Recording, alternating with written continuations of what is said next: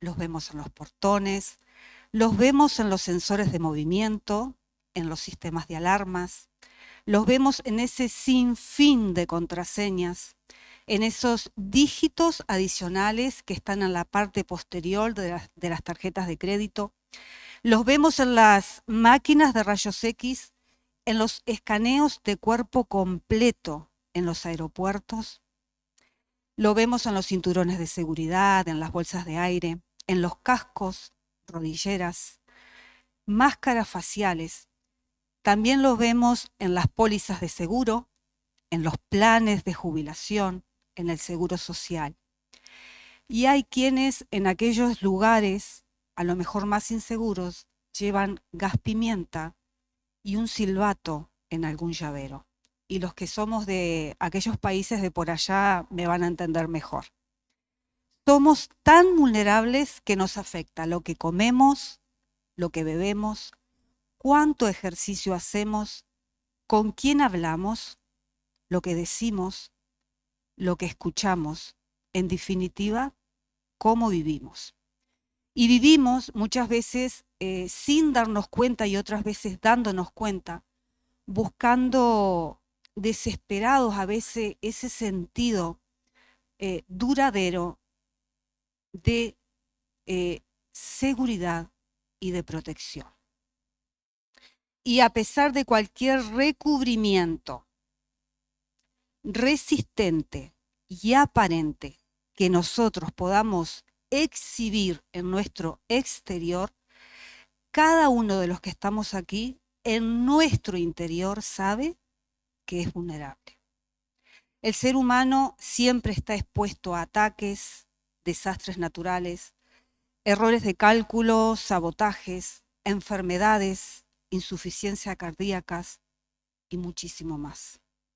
Anhelamos sentirnos seguros, pero la vida en este mundo está llena de riesgos y peligros, y aún si nosotros nos negáramos a salir de nuestra casa. Hoy en día hay maneras modernas, medios tecnológicos para buscar seguridad. Pero ese anhelo por esa seguridad no es un acontecimiento de hoy, sino que lo podemos ver en el mundo antiguo. Las ciudades, ustedes saben que tenían murallas, los reyes hacían cavar fosos y los soldados iban a la guerra con armaduras y escudos. Tal es así que Dios en Efesios 6:10 nos ha dejado y nos manda a vestirnos con su armadura contra las acechanzas de nuestro enemigo, el diablo. Y a veces creemos que ser vulnerables es algo malo y tenemos como una mala imagen de eso. Sin embargo, gracias a esta vulnerabilidad, fue posible que Cristo entrara en nuestro corazón, porque reconocimos la necesidad de ser rescatados y perdonados de nuestros pecados. Esa vulnerabilidad nos pone al desnudo, nos hace sinceros y quita todo aquello que bloquea la puerta de nuestro corazón. Pero es verdad que así como buscamos esa seguridad, también evitamos toda aflicción. Sin embargo, hay un libro en la Biblia que da a conocer algo muy importante. Y vamos a ir al libro de Eclesiastés, capítulo 7. Eclesiastés, después de Proverbio y antes de Cantares, lo digo porque como es un libro que tiene, creo que 12 capítulos, a veces se nos pierde.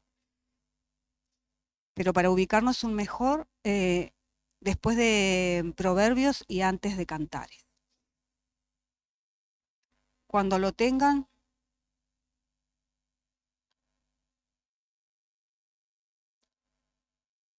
qué bien veo, no me había dado cuenta que veo tan bien.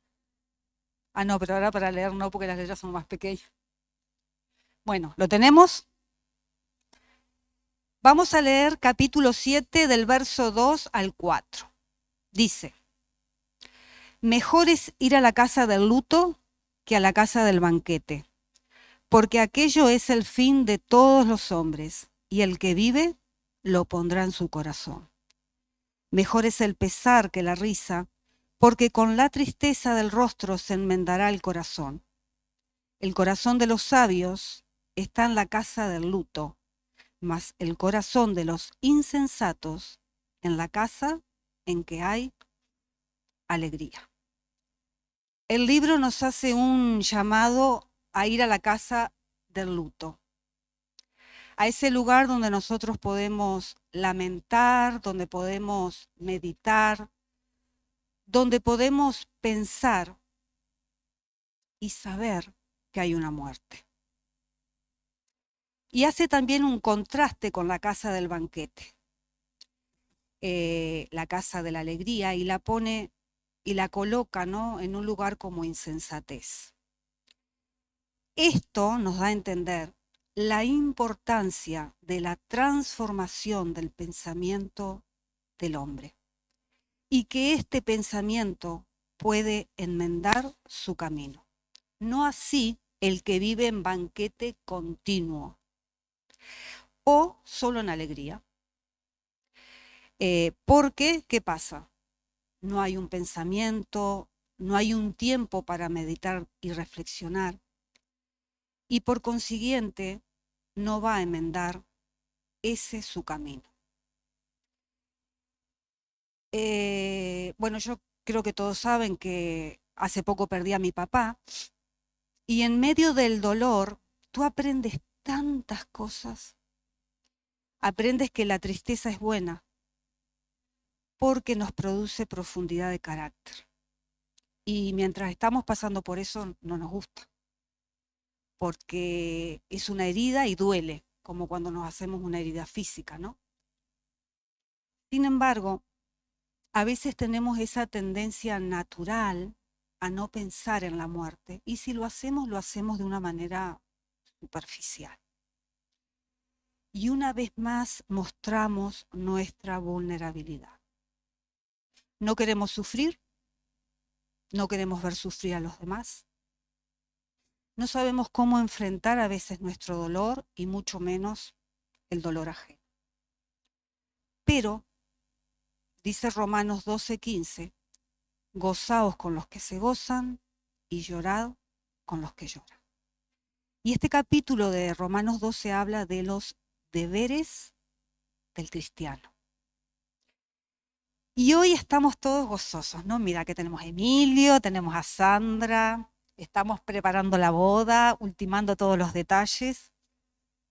Y nos gozamos con ellos porque los amamos, porque ellos han querido compartir con nosotros, que somos su familia, algo tan bonito como es un casamiento, ¿verdad? Y nos encanta reunirnos. Si tenemos para un asado, un pica pica o simplemente unos mates, los que toman mate, los otros café o té. Y cuando empezamos con todo esto de la boda, hicimos hasta grupos de WhatsApp para la despedida, y esos grupos parecía que iban a petar, hasta que llegaba un momento que había que silenciarlos porque no podíamos ni dormir. Bueno. Y aquí no nos cuesta tanto gozarnos con los que se gozan, ¿verdad? Y la palabra no está hablando solo de esto. Nos podemos gozar con el hermano en muchísimas cosas. Pero, ¿qué nos pasa, iglesia, en medio del dolor o del sufrimiento? No solo del nuestro, sino del otro. Esto es una pregunta retórica, ¿no? Y no es un tirón de orejas, porque esto que estoy compartiendo lo he tenido que aprender yo primero. Cuando falleció mi papá, como dije antes, Dios me trajo ese día, cuando yo me enteré, a la cabeza una y otra vez Eclesiastés 7:2. Mejor es ir a la casa del luto que a la casa del banquete, porque aquello es el fin de todos los hombres, y el que vive lo pondrá en su corazón. Bueno, yo le decía al Señor, sí, sí, está bien, Señor. Y el Señor otra vez. Sí, sí, decía yo, está bien. Hasta que llegó un momento que le dije, Señor, ¿qué es lo que me quieres decir? ¿Qué es lo que me quieres enseñar? Y humanamente, si yo les preguntara a cada uno de ustedes, ¿qué creen que Dios les diría en un momento de tristeza, de pérdida o de dolor? Yo creo que todos, porque yo también diría, ay, Señor es mi roca, yo cambio tu lamento en baile, yo estoy contigo como poderoso gigante, no sé, te rodeo como un escudo. Y es verdad que Dios te dice eso, porque eso está en su palabra y eso es para nosotros. Pero eh, también es verdad, como hablábamos hace 2 martes atrás en el ABC que compartía Dani, que Jesús siempre hacía preguntas a sus discípulos o a la gente que lo rodeaba, o daba alguna palabra que los hacía pensar y meditar. Y eso fue lo que me pasó a mí. Y en medio del dolor y de la vulnerabilidad, porque yo estaba muy frágil y muy débil, yo necesité tanto de ese abrazo, de ese mensaje, de ese cómo estás, de esa llamada por teléfono, estoy aquí para lo que necesites, esa visita, ¿por qué no?, en tu casa, ese venite al parque a tomar unos mates y charlamos. Y lo tuve, no estoy diciendo que no, estoy diciendo que lo necesité porque me sentía débil. Necesité contar tantas cosas que a lo mejor a aquellos que me escuchaban ni les importaba, en el buen sentido de la palabra lo estoy diciendo. Pero necesité desahogarme y necesité hablar. Y me di cuenta y aprendí tantas cosas en medio de ese dolor. Aprendí que había fallado a los demás. Y consciente o no, pero había fallado. Tal vez es verdad que cuando alguien pasaba por alguna situación difícil, no siempre, pero a veces sí, oraba, claro, claro, oraba, estaba en mi pensamiento, pero tal vez esa persona nunca lo supo y tal vez esa persona le hacía falta saber. Y bueno, y yo, ay, ¿cómo voy a invadir? No, no, no es el tiempo. Además, yo no tengo tanta confianza con esa persona como para ir a hablar a su casa. No, ¿y qué le voy a decir? ¿Cuántas excusas, no? Y así somos, y ponemos excusas y excusas. Y el Señor me fue tratando y fue hablándome hasta que Dios me trajo a la realidad y me dijo, tú también fallaste. Y eso fue luego de una larga conversación que yo tuve con el Señor, donde Dios buscó formas tan bonitas y tan delicadas y suaves para consolarme, que solo yo sabía que era el Señor. Y en medio de esa vulnerabilidad, Dios no dejó de enseñarme, de hacer que enmendara aquellas cosas que no había hecho bien. Y entendí que Dios nunca usará esa nuestra vulnerabilidad en nuestra contra, sino que lo hará para acercarnos a Él, para revelarse a nosotros, para hablarnos y para saciar las necesidades más profundas que podamos tener. Entendí también que si no fuéramos vulnerables, frágiles o débiles, no podríamos depender de Dios. Pero como no somos autosuficientes y le necesitamos en cada momento, y habrá momentos en que nos sentiremos más débiles que otros. Y la vida, todos sabemos que no es perfecta, que vamos a tener momentos muy difíciles que afrontar y que muchas veces vamos a ser quebrados. Pero tenemos un gran alfarero que no solo nos repara, sino que si es necesario nos vuelve a hacer y para sacar lo mejor de cada uno de nosotros. Pero tenemos que recordar que un alfarero no puede trabajar en un barro duro, Entonces, esa vulnerabilidad nos tiene que hacer moldeables en sus manos. Esos momentos difíciles nos tienen que hacer meditar, nos tienen que hacer reflexionar, nos tienen que hacer pensar y recordar nuestra fragilidad.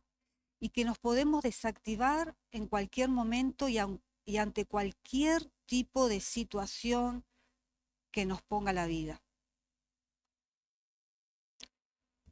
Dice el verso 2, mejor es ir a la casa del luto que a la casa del banquete, porque aquello es el fin de todos los hombres. Aquello, la muerte, ¿verdad? Y yo peleé mucho con el Señor para compartir esto.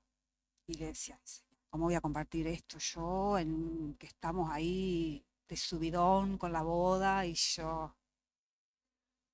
Y el martes hablábamos de los diferentes tipos de oración, ¿no? Y había uno, la petición. Y una de las cosas que yo siempre le pido al Señor, y el Señor está aquí y es testigo de lo que estoy diciendo es verdad, yo siempre digo, Señor, dame sabiduría para saber llevar mi vida, para ayudar a mis seres queridos, dame sabiduría para ayudar a la gente que tengo a mi alrededor, dame sabiduría, dame sabiduría. Y cuando el Señor me dio esta palabra, me dijo, eso es sabiduría. Y yo le dije, está bien, Señor. La voy a tomar, la voy a meditar, la voy a pensar y la voy a entregar a la iglesia, porque queremos ser sabios, ¿verdad? Y porque queremos aprender de lo que el Señor nos dice. Y bueno, y todos nosotros los que estamos aquí sabemos cuándo cumplimos años, ¿verdad? ¿Quién sabe cuándo va a morir? Nadie, ¿no? Y a veces pensamos que lo vamos a hacer en una buena vejez, entrados en años.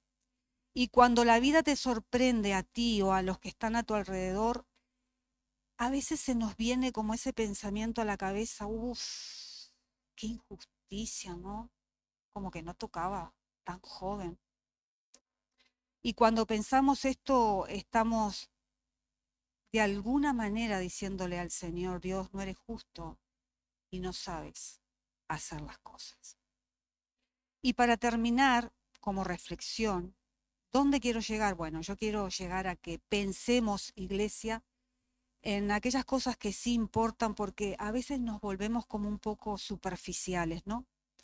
Que profundicemos, que no vivamos en la vanidad de esta vida, porque la muerte llegará como algo seguro.